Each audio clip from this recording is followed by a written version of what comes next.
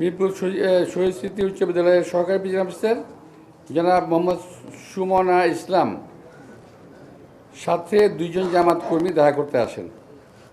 আপনারা একটু খেয়াল করবেন, জামাত কর্মী দেখা করতে আসেন। এমত অবস্থায় সামারি ট্রায়াল কোর্টের ম্যাজিস্ট্রেট জনাব সারা ফারজানা তাদেরকে আটক করেন। উক্ত সহকারী প্রিজাইডিং অফিসারকে বরখাস্ত করেছেন। আটককৃত আসামি হল মেহেদী হাসান খাদেম, বয়স 32, পিতা সার্জেন্ট জসিমউদ্দিন, বাসা 53/54, block C, section 6, road 8, Pallabi, Mirpur. Raihan Hossain, পিতা Zakir Hossain, 53/54, block C, section 6, road 8, Pallabi, Mirpur.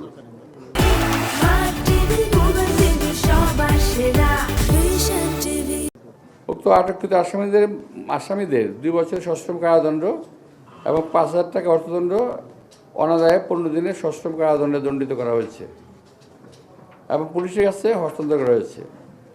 বিষয়টি আমি একটা উদাহরণ হিসেবে দিলাম। আমি ধারণা করেছিলাম যে বিষয়টি শুধুমাত্র আমার এখানে হচ্ছে।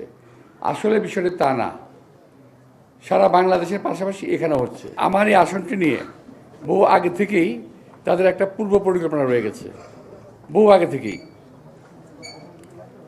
আমি আরেকটা ইনফরমেশন আপনাদের দিই, সেটা হলো আরামবাগের কিছু কিছু ছাত্রাবাস আছে, কিছু কিছু মেস আছে, এখানে 200-300 কর্মী অস্ত্র সহ অবস্থান নিয়েছে, যারা আশেপাশের নিকটস্থ সমস্ত সেন্টারগুলোতে